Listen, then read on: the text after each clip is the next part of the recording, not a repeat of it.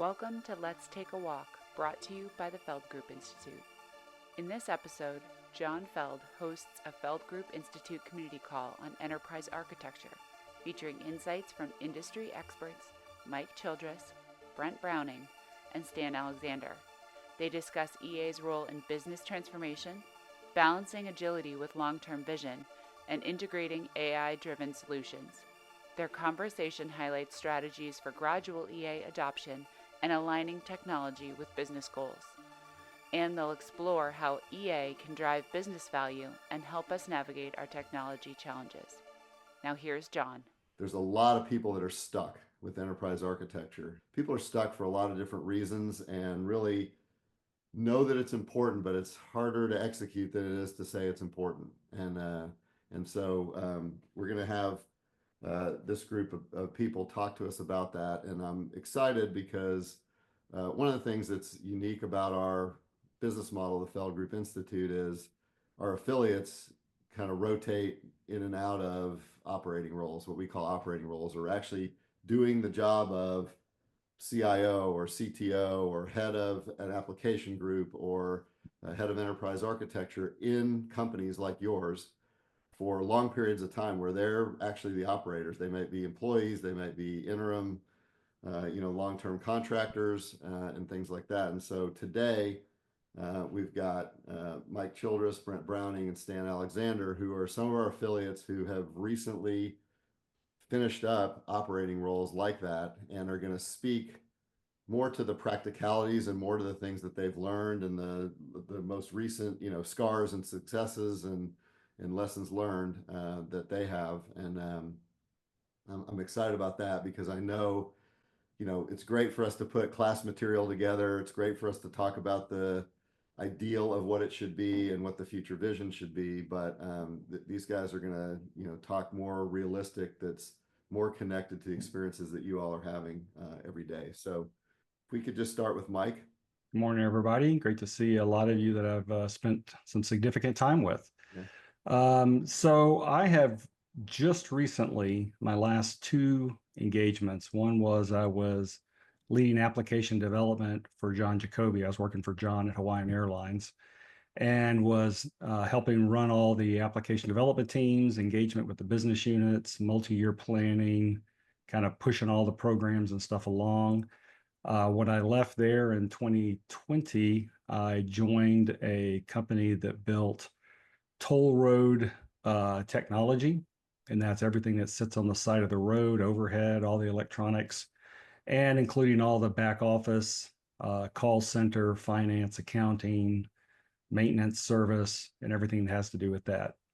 And that company processed almost airline volume of transactions per day and multi-billion dollars worth of transactions every year. And that's across Texas, Louisiana, Florida, Illinois, California, Colorado. It was some pretty big set of technology pushes there.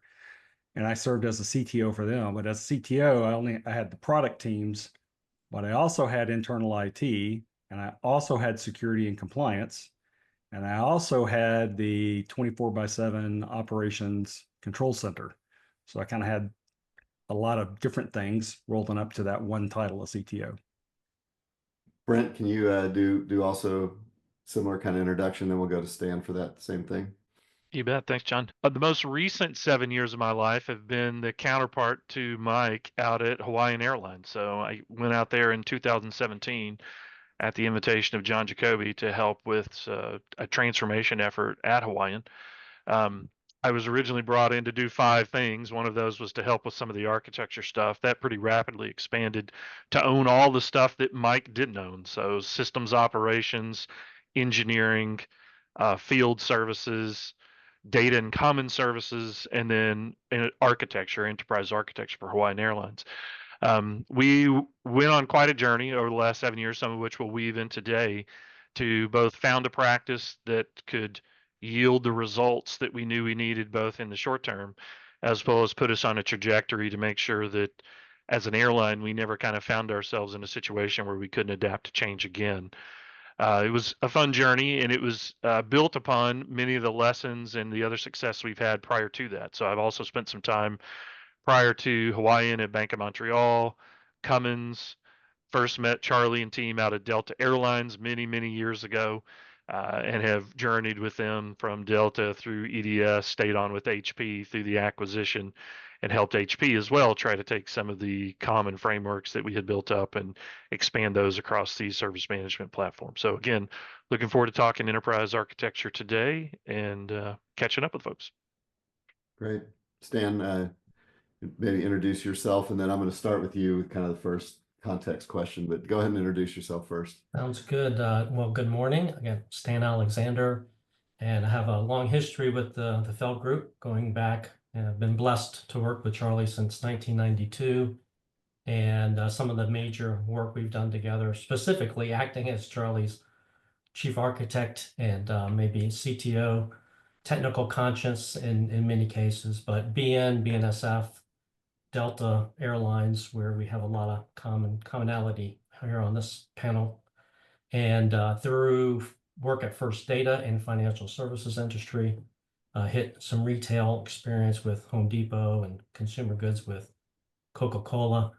During the EDS years, I had the opportunity to lead some architecture teams and help establish an office of the CTO while we were there. And beyond the EDS, after leaving EDS through the HP acquisition, and the Institute was in its early days, I went back to a former client, which was BNSF. So I jumped into an operating role, leading some platform development teams. It included an architecture team, and then eventually led a group for applications development supporting rail operations. After that was about 3.5 years. I had a gap, worked with the Institute, had the opportunity to meet a lot of colleagues from FedEx and be a part of the Feld Group support team, or the Institute support team with FedEx. Following that, had the opportunity to go back into a full-time role, leading, again, architecture and platform teams at Southwest Airlines. So in the last 15 years or so, when the Institute has been in its current form, about half of that time I've been in full-time leadership positions. The other half I've been part of the team supporting FedEx mostly. So it's a pleasure to be here. We have a question from Mark Steiner at FedEx, who is a good start. He says, what do you think enterprise architecture is? So we're going to use up the rest of the day to have Stan it. No, just start by putting EA in context. Like, how do you think about EA as a capability and where it fits? It's obviously a technology thing, but I think you have a broader idea of enterprise architecture and how it kind of relates to our larger context. So why don't you start us off with some of the basic starting point of what is it, why is it, where is it in the framework? Yeah, well, yeah, thanks for that question. It's a perfect lead in. I look at enterprise architecture maybe a little differently than the classic definition in our industry. I guess because of my DNA with the Feld Group, I've always viewed our transformation framework itself embodies a lot of the ideas that are common. If you look at all the classic enterprise architecture definitions, some of them focus on the method or the way in which you create strategy and the way in which you document an enterprise, where it is and where it needs to go. And I think that our transformation framework does exactly that. And I think in our TLD material, we really don't use, or we don't heavily lean into the specific term enterprise architecture until we're well into the flow from business architecture or business modeling into the technology modeling as we have it in our framework. It's a little bit different in the material. Some of you have probably gone to the EA flavor of the class. And I think in that one, if you haven't seen it, it does a much more front and center explicit linking and tying the context of our larger transformation framework and how it relates to any classic definition of enterprise architecture. Now, I think all those classic enterprise architecture bodies of work, they do acknowledge the importance of business and the business side strategy, business side architecture. That's why it's kind of capital E. I'll emphasize the E. But they also always quickly go into the technology. So I've seen over the years that enterprise architecture has kind of gotten pigeonholed as it's a technology thing or it's an IT thing. And I think what is powerful about our approach is that we try to take the disciplines of the bodies of knowledge and body of work in our industry around any classic enterprise architecture effort and discipline and practice, and we create a container for it that is much bigger than certainly the architecture talent that's in the organization. It bridges it and creates a context for that work and for that knowledge to be captured in a larger transformational framework that leans much more heavily emphasizing the business engagement, pulls in the financial and economics in a stronger way than classic EA, addresses maybe organizational issues and then operating model. And I'll end with that to say that I really feel like our idea of an operating model, it majors on the operating model of the technology group, but it also extends more and more. And I think we'll hit this stronger later. That operating model's got to bridge into the business in order for it to truly be effective and truly have the outcomes we're looking for in terms of executing digital transformation. Yeah, I think the I mentioned that we'll keep kind of coming back to this. A lot of teams are stuck a little bit or struggling a little bit with enterprise architecture, and it's almost never we don't understand the technology or the technology is too hard or what does good technology design look like? It's rarely that conversation. It's usually a lot more about business strategy, business engagement, the money, the making the case for it, getting it in the operating model, having the talent, things like that. And I know you guys are gonna hit pretty hard on some of those things. Mike, I want to give you the same shot at the context of it and where it fits, but I know just to maybe pick up on something Stan said about a way to document and containerize the current state and things like that. And I thought you had a great thought about just the current state and what that tells you about why enterprise architecture is so important. And you can start there and just kind of range into kind of how you put it in context, and then we'll go to Brent and get your thoughts, Brent. Let me back up to the first question and then I'll link it. Okay. I think first and foremost, enterprise architecture as a topic, it's almost like everybody's walked down the hall, and when you've talked to business people and you've said, okay, give me your requirements. Well, what do business people do? They run away from you when you say that, because they think, oh my God, I'm going to have to sit here and they're just going to ask me questions. They just try to evade you.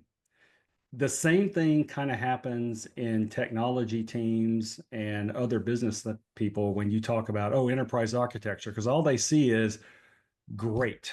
All you're going to do is slow me down. All you're going to do, I'm going to get documented to death. That's not, my version of enterprise architecture is it's first and foremost a leadership discipline. It requires leadership, but you got to be disciplined about it. You're trying to connect strategy to execution. You're trying to get to the point where there's more knowns and less unknowns so you can make better, faster decisions. And you're trying to eliminate complexity and bureaucracy. And if you're violating any of those kind of core contingents, something's wrong with how enterprise architecture is perceived. Now, when you take all those things, kind of one of my things is, if you don't know where you're starting from, where are you trying to architect to? There's got to be some basis of grounding of where you are right now. That's why, generally, anytime I land in a place, even including my last job with the tolling company, the first thing I did is said, where are we? Where are we with our business, with our products, with the architecture of our products? How much does it cost to operate those products? Are we forward thinking on how we're architecting them? You got to have a basis to go from a current state, and then you can apply, whatever enterprise architecture disciplines you need or need to put in place to kind of set the guardrails and move it forward. But I definitely wanted to drop back and talk. I firmly believe enterprise architecture is first and foremost a leadership discipline because it requires that. Yeah, and I mean, I think if the current state is not, everyone's kind of like, yeah, we're fine, or my current state Oh is yeah, good, or I developed this or that, then why change? Why yeah. lean Why in? do anything? Why, and that current state could be, once documented, usually in most cases, it gets pretty compelling and obvious why some of those unknowns need to turn into knowns, why that kind of leadership needs to be there, why you need to get speed, why you need to simplify, things like that. And I thought that was Brent's got some great examples of our time at Hawaiian, from having a current state and make a compelling case for it. I got kind of walking down this path of what is enterprise architecture to start with. What happened when we add the word enterprise in front of the word architecture? To me, that's always the question, because if you peel the word enterprise off and just talk about architecture for a minute, we're kind of back to some basics that are pretty easy to get your heads around. We've got designs. We need to make sure that they're consistent in terms of notation. They're consistent in terms of strategy. They're enabling us to cover the different aspects of what is a good design, business, applications, data, and technology. We can kind of get our head around architecture, and it seems to be a place that's comfortable to start. And hopefully a team or a company that's looking to do enterprise architecture can kind of look at, well, where do we do good architecture to start with? But when you put the word enterprise in front of it, to me, the first thing that happens is this big shift from I'm trying to just design an answer to I'm now having to deal with the governance of systems of systems. So, and systems of systems is not just a technical discussion. It can certainly be that. There's a lot of technical complexities you get when you add systems together. But the systems of systems that we tend to talk about in enterprise architecture are things like, what is our business strategy? What's our financial footprint? How much risk can we afford to take right now? What's the macroeconomic environment look like? Those are not things that we typically think of as technologists, but they're definitely things we've got to be thinking of as technology leaders, because every single one of those things either becomes an impediment to us getting something done or a lever that we can begin to pull to try to make something happen. And so that addition of the word enterprise in front of architecture doesn't dismiss all those good architecture skills, but it begins to add this systems of systems thinking to it. I also think it also brings a bit of a burden that somebody has to be the caretaker of the architecture discipline. If you're going to do enterprise architecture at a company, somebody's got to stand tall and say, we now own an architecture discipline. We own an architecture job family. We have a responsibility to make sure that everybody who's out there doing architecture is doing it in a way that's consistent with what we want as a company. So there's this additional burden, I think, that the EA team has of taking on ownership of the architecture function and how we go about doing that. Where do we as architects go to kind of sharpen our own swords from time to time? And those are additions to it. Now, back to a bit of the Hawaiian story. So with all those other realizations of the macroeconomic factors, financial factors, process factors, where we are strategy, nobody ever writes you a blank check and says, we'll just stop the world while you tell us what right looks like. And when you get that defined, we'll kind of start everything back up. And no one ever, well, with one exception, no one's ever handed me a bag of money in 30 years and said, hey, here, go solve the architecture problem. So you got to do it on the back of what you're already doing.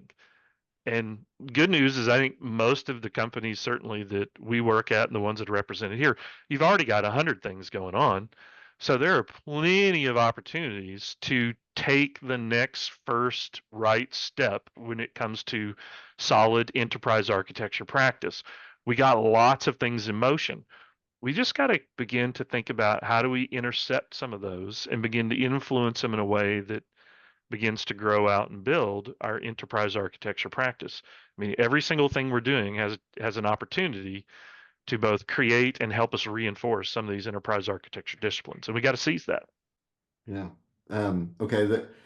That's a great lead into my, this is the section of the discussion that's going to be the "that's great, but" section of the discussion. Okay, so sounds good. There's a lot of, and we hear this because we say things that sound good to this group of people because of their backgrounds and their responsibilities and things they know is right. But sounds great, Feld group, but and so the first one is a little bit of a, hey, this big idea is, sounds great, but the top down pitches, the bag of money's not coming, the top down pitches aren't working, whatever. So what are some of the sort of bottom up, crawl, walk, run? I hear a lot of that. Like, how do we do crawl, walk, run? That to me it's a decent place. It's a little bit of a cliche, but it's a decent place to go to when run is not an option right away, when you want to, you got to get into it gradually. So I don't know, Brent, you want to just continue your comments there, and then we go Stan and Mike Yep, to sure. that. So, and this I think leans back to some of the Hawaiian story that Mike was inferred a bit earlier. When we were kind of beginning to get our enterprise architecture practice off the ground at Hawaiian, there was, of course, the normal questions I think we all face of, what's the real value here and how much time can I pull away from what I'm doing to sink into it? But when we began to look at what some of the root issues were that we had going on at Hawaiian when I got there in 2017, there were just some basics of, do we know what we run? Do we know where it runs? Do we know what it's connected to? Do we know if that thing goes down, what its influence or its impact crater is going to be across the rest of the organization? And those very real time, you're facing them today, operational challenges began to create the ability to say, well, what's kind of at the root of some of these very common problems we seem to face every day? Like the problem that woke us up at 2 o'clock this morning. What was the real root issue of that? Well, we just didn't know we didn't know what state that system was in. Every single one of those began to create opportunities for us to say, well, let's think about what should we have been doing up front from an enterprise architecture standpoint that would have put the discipline, the processes, the controls in place that would have led us to a point where this wouldn't have been a problem this morning at 2 a.m. in the morning when that system went down.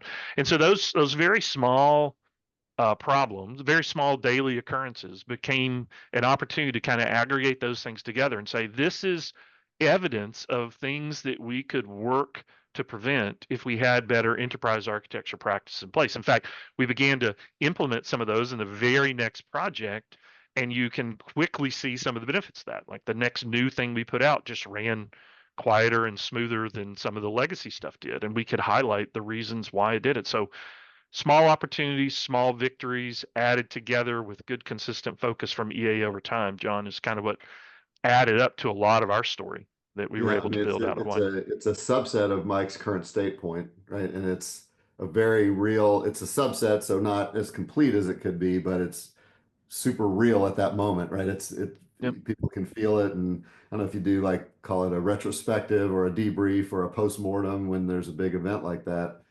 And I know, I think then you have a chance to prove it, right? And I like Exactly. that a lot. Stan, other thoughts on that before I go to Mike? Or Yeah, I just wanted to maybe emphasize, I think that a good way to start and sneak up on it is like building off of what Mike said. This is about the whole leadership team getting behind enterprise architecture, whether you call it the transformation framework that happens to borrow from a lot of EA disciplines in terms of work products and artifacts that are useful in terms of building an aligned technology and business team. Having the EA be less of a group on an org chart that works disconnected. It's got to be a fabric woven into the entire operating model. And it's going to be heavy, obviously, in the planning side of the operating model, but it's also going to be heavy into the build side. Maybe less run, although there's going to be enterprise architecture work in order to make sure that we are building to run and run it well, very much to some of the comments that Brent was making. So I think sneaking up on it where EA is not so much standing alone, kind of with out of band kind of work, but rather in band to the larger operating model is what, because that work's going to happen anyway. It's just a matter of getting the engagement during the right points of the larger operating model.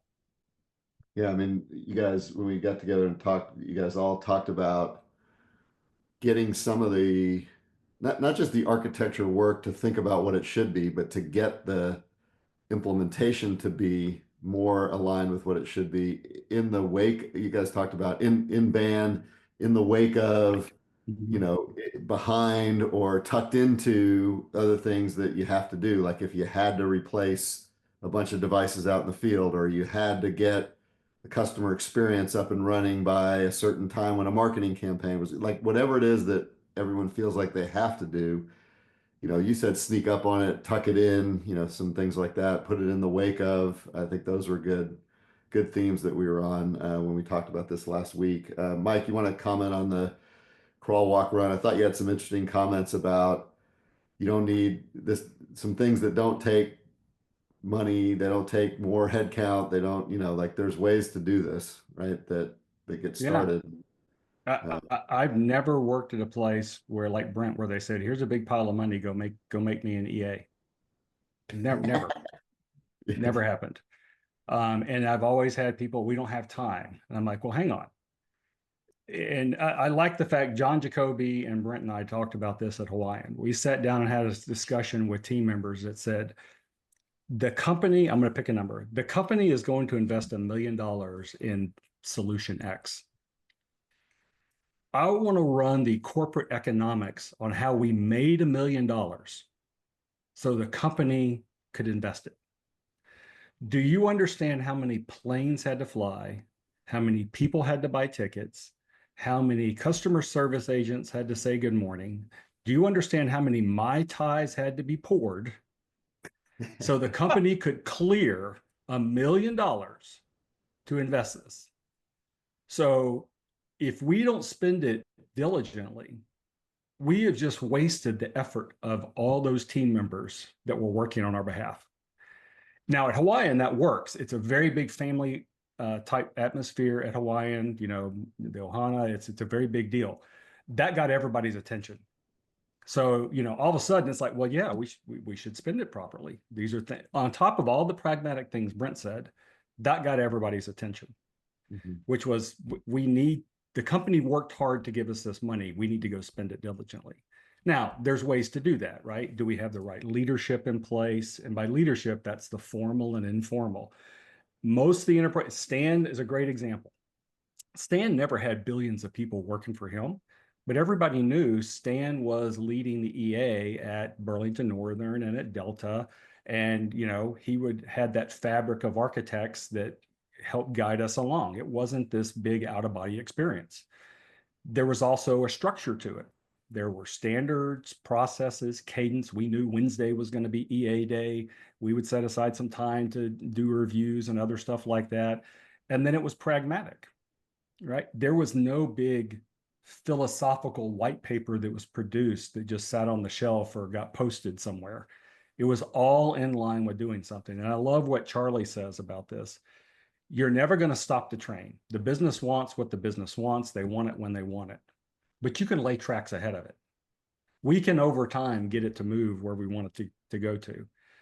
But it does take those things. It takes leadership, structure, pragmatism, and it takes the willingness to get up and do it. And I'll go a bit further, John. I've had a lot of people tell me, "Oh, I don't have time. I don't have time." I was like, well, you had time to do it wrong.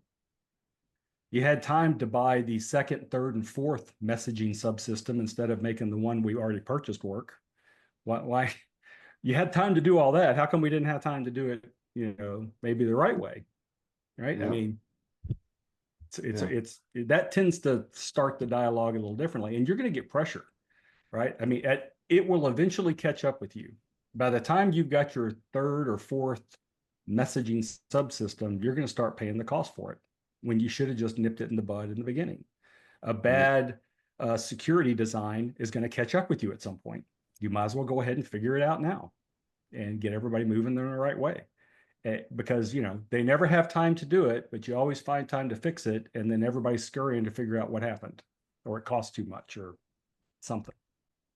Yep. I want to go to Charlie. He's got his hand raised, but just before that, I say somebody said there's never a time to do it right, but there's always time to do it over again. Unknown, quoting unknown.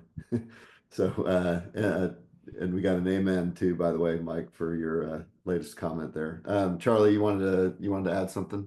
Yeah, I think there are 2 points I want to make. One is that I've always been able to make the case, and it kind of fits with a lot of what you're saying here, is it's cheaper and faster to do it the right way.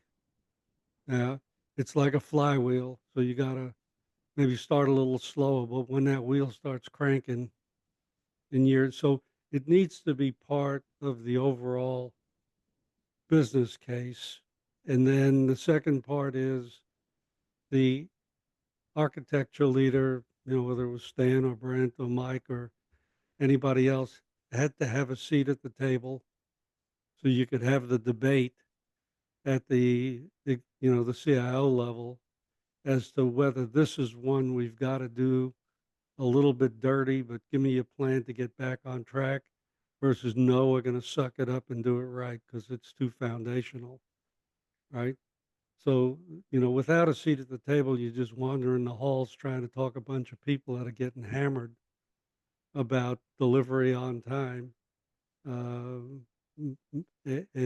So a lot of it is, it's got to have some power in an organization. It can't be left out there to talk everybody into it. Yep. One of my other that's great, but things that I'd kind of written down was, we have kind of an EA group, but we can't get the business stakeholders and the application teams to want to pay attention and think about the bigger picture. I don't want to think wider than my project. I don't want to think longer term than this, this deadline or this budget that I have for this year. So, Mike and Charlie have made some comments here. Stan, Brent, you want to make any comments about how to get people to think bigger about this stuff and be okay with that? Just any additional comments? I don't know if you want to add anything to what they're saying about that topic, because I think that's a constant thing. Hey, we are bought in. We, the enterprise architecture core team, or we, the true believers, are bought in, but application teams got no time for us. They're afraid to ask their business stakeholders for an extra meeting, right? That kind of stuff. Any other thoughts on that? John, I'll say I think there are a few places that we tend to have a few dangerous intersections that every company tends to have, and those become places of opportunity and places we can show examples. So, for instance, definition of a customer. Who is our customer? How much money did we earn from that customer last year? Are they platinum, gold, or silver? Whatever the qualifications are that you put around both the definition of a customer and how you kind of at a company level refer to them, that is a place that seems to catch a lot of business teams' attention, as a place where they like to argue, because lots of different departments, lots of different lines of businesses own different facets or aspects of the customer. We should all be working together, but unfortunately many times we're not.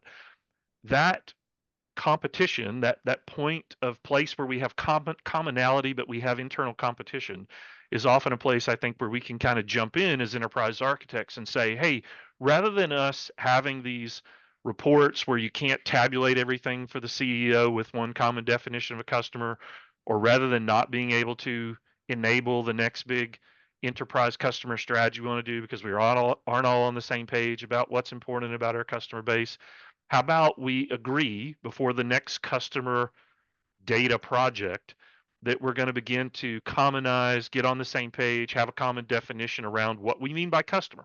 And I think you can pretty quickly point to immediate business issues where that's been a pain point. You can point to some very short future places where you can get some ads, and it becomes a place where you can, again, as EA, show some leverage. And as we all know, with one success, you earn more of that seat at the table to be able to have a broader, larger conversation about your next data domain, your next process area that's common, what we can do to clean up some of our data issues.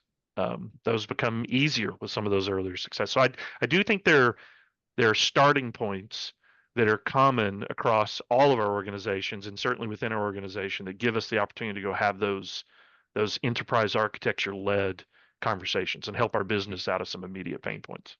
Yeah. So Stan, if you could, you were kind of talking about the business. I know one of your big themes here so far, and I know we're going to get to it, is just the business architecture engagement. What if you're running into a part of this that's great, but topic is, there's a process owner in a business organization that just maybe feels like that process from their functional perspective, here's 5 problems we got to solve. I just need these features to solve these problems. And I'm not worried about where this is going or what the cross-functional things are. How would you start to turn that person or that thinking to why to have some of the different conversations versus if I could just get this to automatically send from one application to the other, I'd be fine. And I don't want to, I don't need to worry about the other function, or I don't need to worry about 2 years from now. How would you start to turn those people? I think we've got to really lean into some of the major trends that I think are starting to create more alignment and engagement with our business partners. For example, the move from projects to product and product families. There's a lot in that word.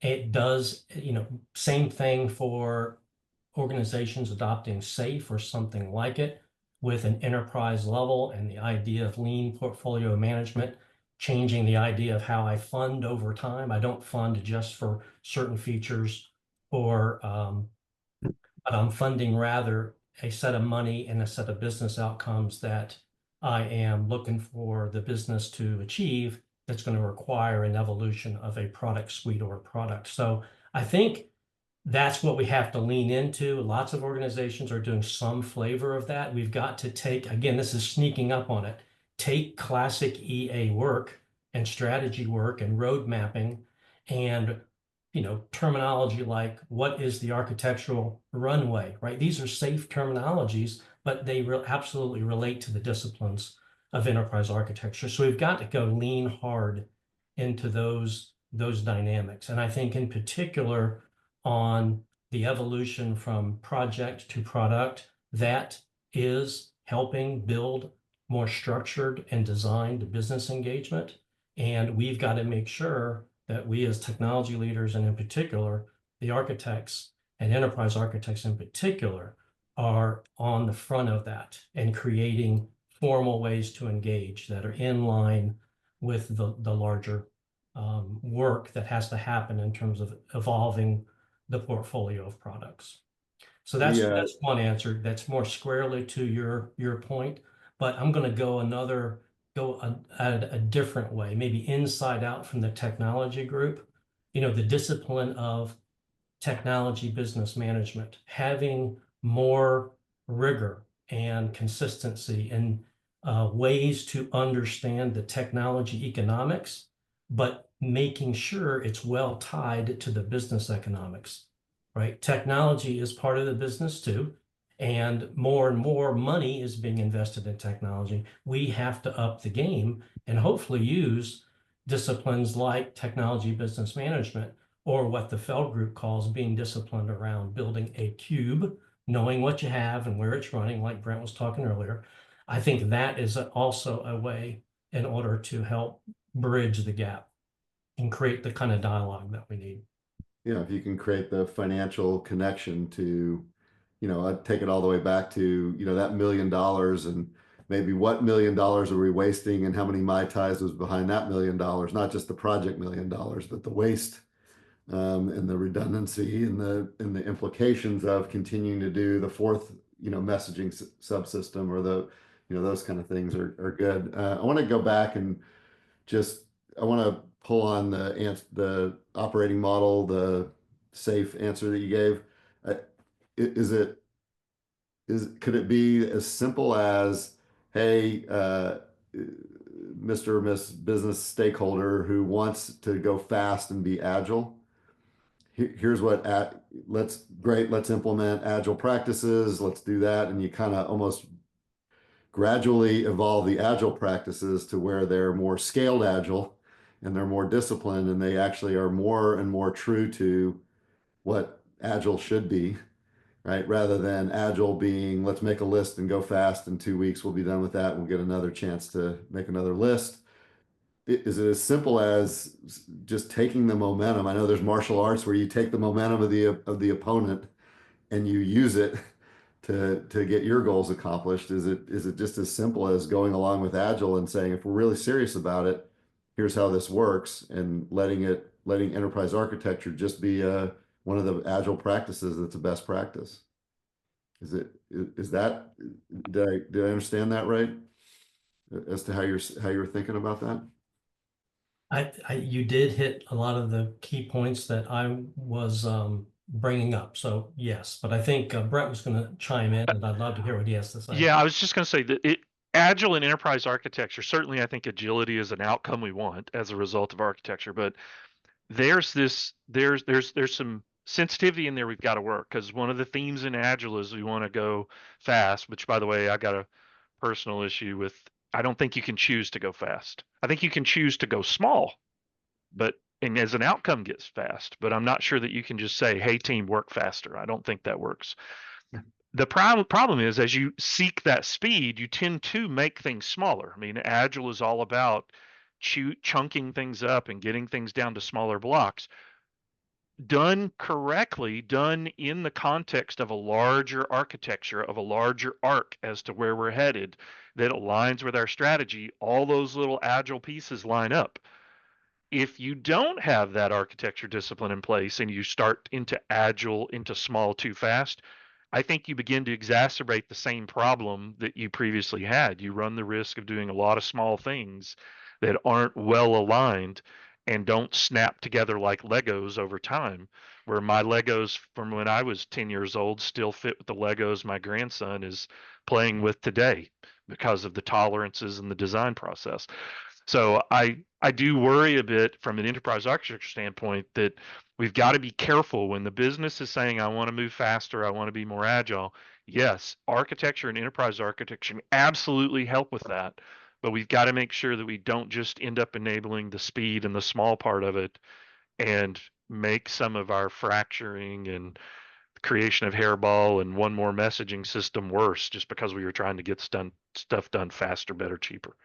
Yeah, we your Lego thought, and we talk about the puzzle box top. We even have a lot of pictures where we take an architectural picture of the future vision and we put overlay like the puzzle piece kind of graphic on top of that and say, fine, if you want to do small things, develop, implement small, right, to a picture that's on the box top. So Yep. fine, you can put in the tiny little piece in the upper right corner, but know what the whole picture is as you're putting that piece together. Yep. And And I think, John, it goes unsaid, I think the EA owns that overall picture of where we're trying to head. Like we've got to have that map for the future that we're looking to achieve, because that becomes a bit of a North Star to guide us through all of those day-to-day decisions. And that is one of the challenges of enterprise architecture is, when do we bias into that long-term vision, and when do we allow some exceptions to that to achieve a particular immediate goal that we might have to have. With no architecture in place, no enterprise architecture in place, it's scary how organizations make those decisions sometimes. Yeah, a lot of the heat is coming though, Brent, from the vendors and consulting firms who go in there with an easy button, right? So how do you get in front of that, right? Because the issue is not speed, the issue is time compression, right? To get this flywheel cranking, right? And get through something like a beachhead that gets you started, get some foundational things in place, and then you just start building Legos quick as you can build them, right? I mean, you can't get by without some sort of education for the executive team, right? So because there's just a lot of, oh, this is easy. We did it here. You get these 4 people and you do this, and I mean, it's never going to come together. And that's why we've got 60 years of legacy all over the place, right? Because the next new thing, and we actually go slower than faster. So, how do you sell against what the business guys are being sold without being negative and feeling like a bureaucrat that wants to stop what's happening? Yeah, that was my last. This is great, but is we're being perceived as the Department of No, um, and how do we change that perception and get up and to the left to get in the to not stand in front of a moving train to deal with what Charlie's talking about. So that's my kind of last kind of written down. That's great, but we're the Department of No. We can't be that, and we can't let chaos happen. So how do you strike that balance? I want to weigh in on this. Okay. At the last two gigs at Hawaiian at the tolling company. At the tolling company, I had the benefit of being able to present product roadmaps and technical roadmaps to the board. So that gave me a leg up to say, look, if it's not on the roadmap, what are we doing? Right? We're spending corporate assets to do things, and I was able to have a board conversation. That kind of nipped the whole thing in the bud. So that helped there. At Hawaiian Airlines, John Jacoby and Brent and I were able to have quarterly discussions with the business unit on their roadmaps by department, which in that case, the CFO was our friend. And I think John and Shannon, when they did their podcast with Charlie, if y'all haven't watched that, you ought to watch that. Because Shannon was a powerful ally, the CFO, which she was like, well, yeah, I'd like to predict the money. I would like to know what's going on. I would like to hold departments accountable for what they're signing up for. So you have allies in that. You don't have to be the Department of No. But there's a holistic way to think about this, which goes from the executive leadership team to the individual contributors, developers, that you need to enroll in this, each at their different, kind of responsibility and level to help with this. I don't think there's any one just go to the CFO or just get all the developers or engineers signed up. You got to kind of work it. That's why when I talk about EA as a leadership discipline, you got to work the whole thing. And that helps you guide it to where it needs to end up. Otherwise, you're going to end up trying to stop the train. You'll be saying, no, no, no, no, no. But there's plenty of ways to get people enrolled. There's plenty of ways to, even in agile, right? If people are fighting you, insert an architecture sprint as the first sprint. Just declare it sprint 0 instead of sprint, starting at development. There's ways to work it into getting it worked. But having good allies to help you where you're not always, saying no and being the bad guy, I think is something I would look forward to. But quite honestly, having discussed it, there's always a couple of business units you're going to have to spend more time with than not.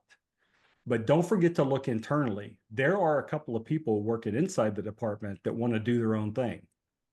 One of the best stories ever, I'll never forget this, is at Delta Airlines. We had a department manager within IT that was cutting side deals with a business unit. And they were just going to go off and do their own thing. Didn't matter what Stan told them, didn't matter what anything else. They were just going to go do their own thing. So Charlie came by one day because he had had about enough of it.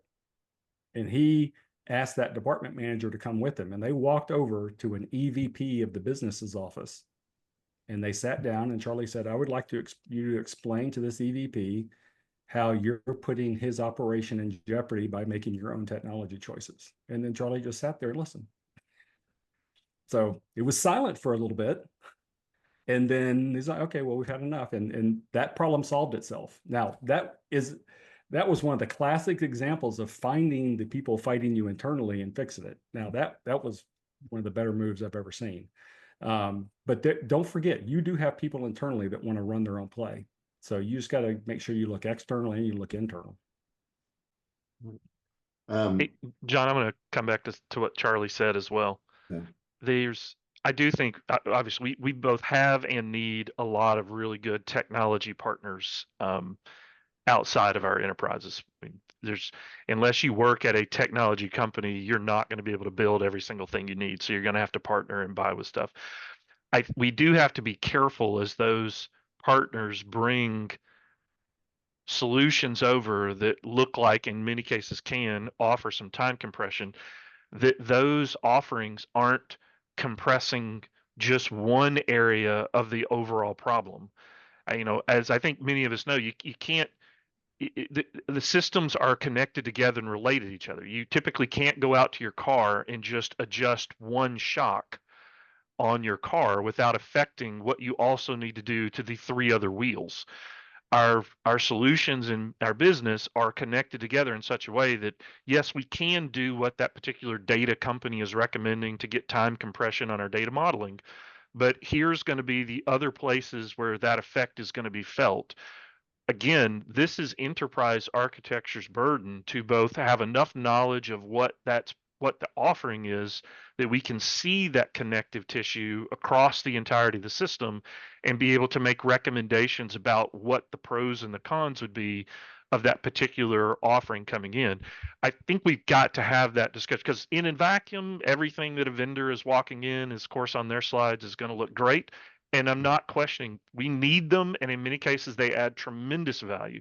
But architecturally, squeezing one thing rarely leaves you without impact on the other 50 areas that you've also got to keep in balance to be able to keep an enterprise running.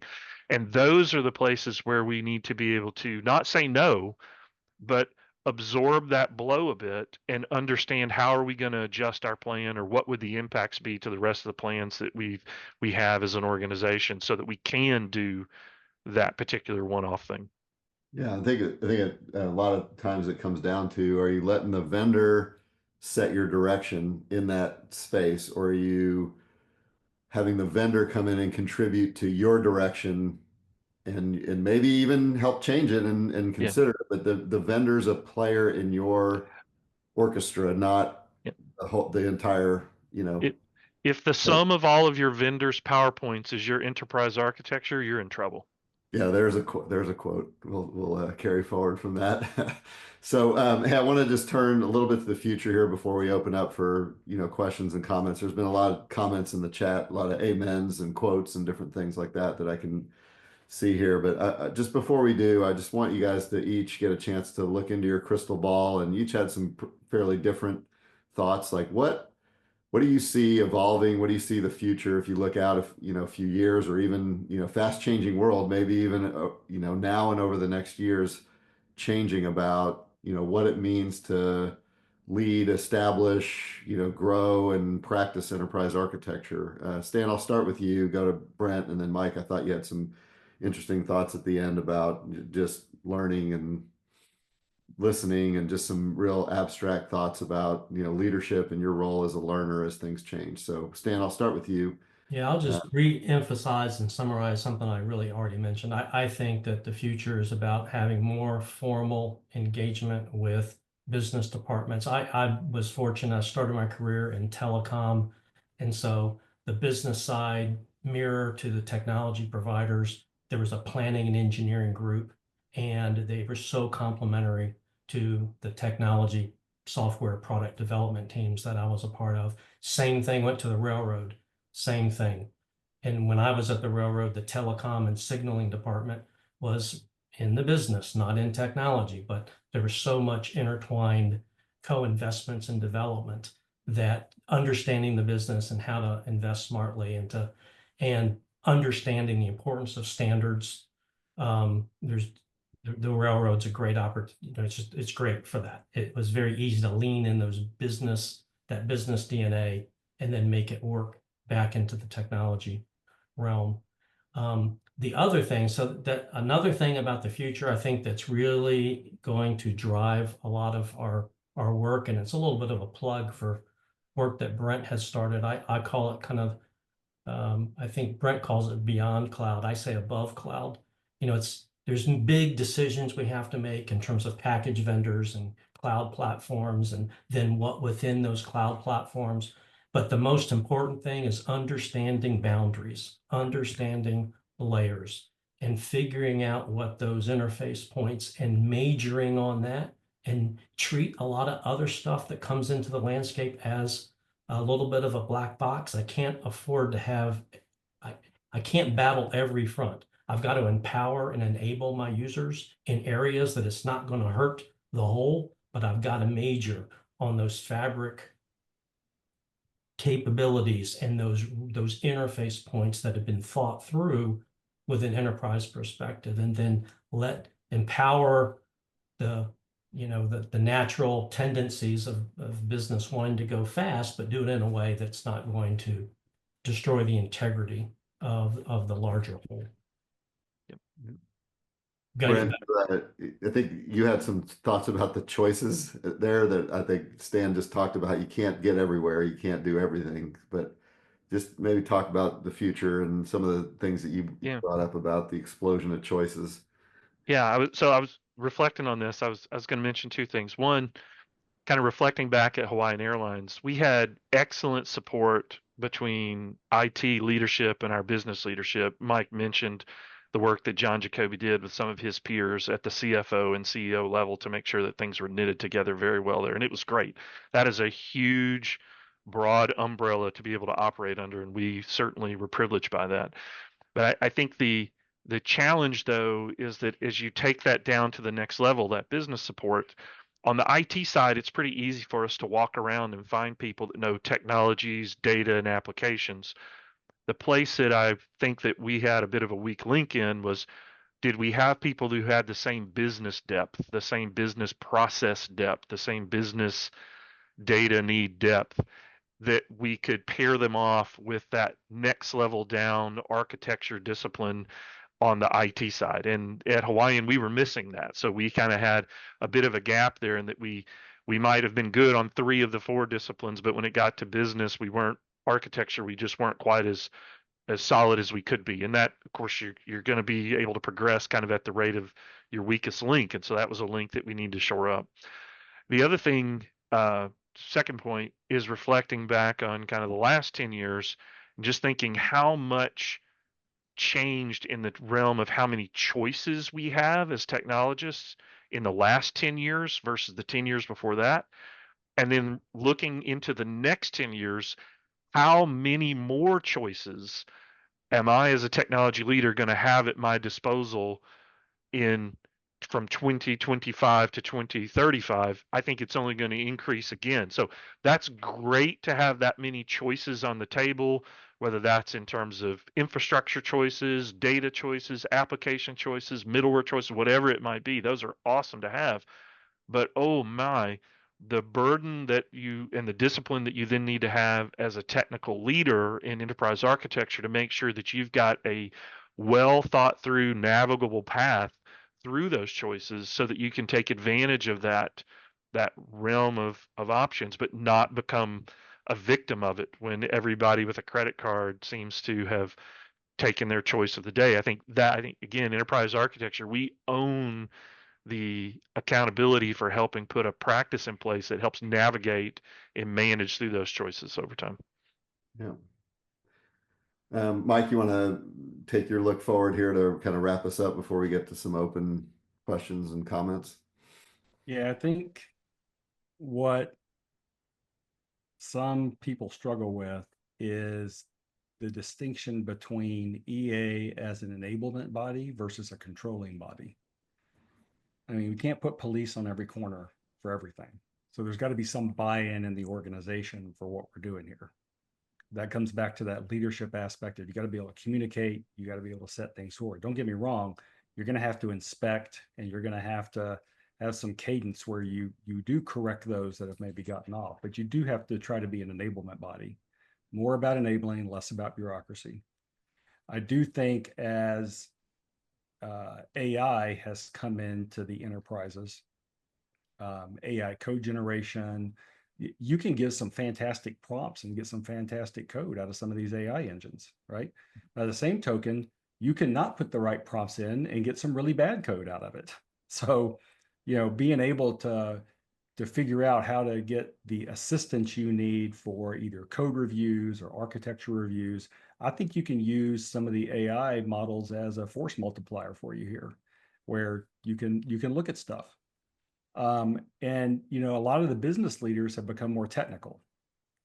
And that's great. I think view that as a positive. I want them to know more about the problems that we have had over the decades trying to help. I think that's a good thing. By the same token, they sometimes view it as, well, I know as much as you about this. Well, okay, I can always learn something from somebody. I'm never going to say no to that. By the same token, they're focused on a function. They're not focused on the enterprise. So having the ability to have a dialogue with them and being able to talk about, look, the role of the enterprise level architect is to look cross domain, look at security, look at compliance, look at these things that can come bite us across the board. I think that's important. And then I do think we need to be flexible enough in our own thinking to continuously adapt. If we get too rigid, get too set in our ways, here's the static blueprint, I'm never going to, adopt anything. I think that's something that could come back and bite us. So I would look for that. So I think going forward, we want more people to do the right thing. And that's about creating more knowns and less unknowns, and about having a good leadership mentality about it. Great. Well, thanks a lot. And you guys have done a great job of just insights and ideas, and probably provoked all kinds of other, threads of conversation that continue in other sessions. But I really appreciate your, experiences and insights. See everyone soon, hopefully. Cheers.